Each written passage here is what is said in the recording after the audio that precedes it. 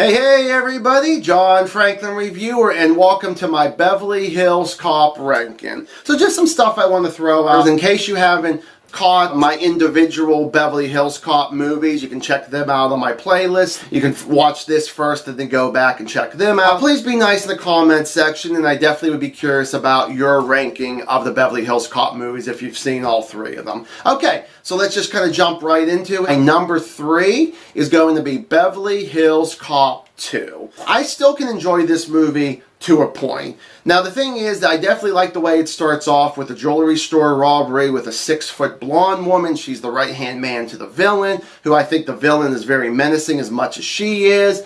I definitely like Eddie Murphy as Axel Foley. He's really good in this. Very funny, not just by Axel Foley. A lot of other people. There's a lot of really cool things that happen. I do enjoy the action a little bit more in this movie. And the thing is that I really do like there's a car chase scene with the good guys in a cement truck going after the bad guys. That was funny as hell. But on the flip side of this, I feel like this is such a copy and paste kind of movie. Billy and Taggart might be slightly better in this one than the first one, but kind of do the same stuff. You hardly see the villains in this, which I wanted to see more about these villains. And also the thing was, I was never a huge fan of the Alphabet Killers. I was just like, I didn't really like the name to it. And the last 30 minutes of this movie is actually very boring to me. Moving on to number 2 is going to be, yes, the original Beverly Hills Cop. I do like this movie. I think Eddie Murphy is very funny in this movie. I definitely like the car chase at the beginning of the movie with a big Mack truck and the cops. I thought was really funny where you had Axel Foley in the back of the truck, kind of boxes flipping all over him. I thought were very cool. Enjoyed some of the action, which was pretty much in Act 1 and Act 3, and we'll get to Act 3 here in a moment. I will definitely say Axel's female friend in the movie, I think she does a good job. I mean, they all do a good job in the acting department for sure. It's more of the script than anything with all these movies. I feel like a hit or miss overall there, and sometimes the direction.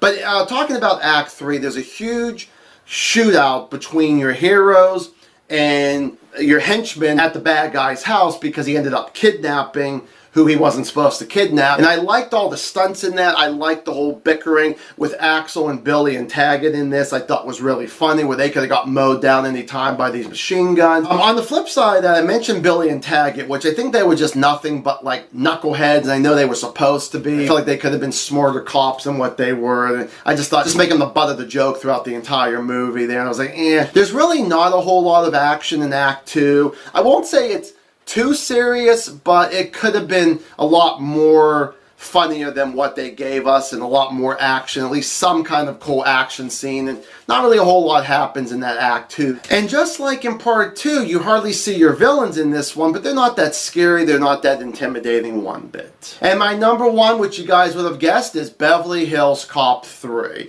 I love the hell out of this movie. Eddie Murphy as Axel Foley is funny as hell. I think that this is the best that we get of Axel Foley.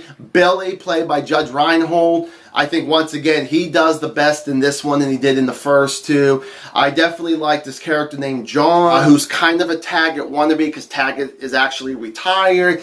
I mean, he's kind of like him, but he also has his own individuality kind of thing, which I really do like about that character. Alice DeWalt, our villain. This is one of those, I love to hate this guy. He is just menacing, he is evil, and he does it so slick.